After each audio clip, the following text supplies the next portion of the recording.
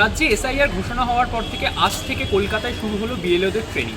আজ নজরুল মঞ্চে বিএলওদের ট্রেনিংয়ের সময় বিক্ষোভে ফেটে পড়লেন ওখানকার কিছু বিএলও।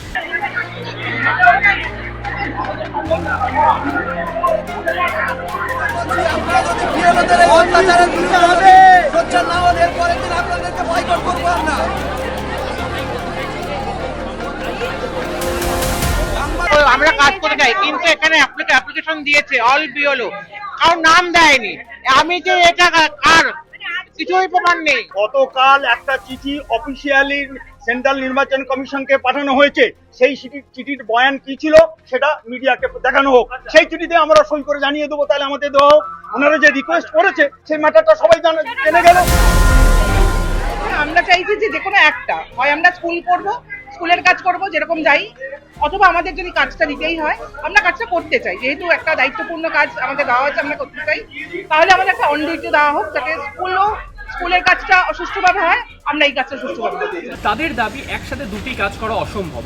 তাদের যেরকমভাবে স্কুলের কাজ এবং যেরকমভাবে নির্বাচন কমিশনের কাজ দুটোতেই তাদের পর্যাপ্ত সময় দিতে হচ্ছে, তার জন্য তাদের দুটো কাজ একসাথে করা হচ্ছে না। একটা সত্ত্বে তো দুটো জায়গায় চাকরি করা যায় না।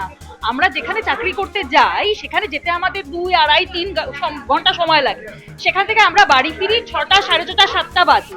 তারপরে আমরা সময় হাতে পাবো কতক্ষণ এই কাজটা করার জন্য? আমার একমাত্র অনুরোধ, আপনারা প্রত্যেকে শিক্ষিত মানুষ, শিক্ষাগত যোগ্যতা আমার থেকে আপনাদের অনেক বেশি, সম্মানীয় মানুষ।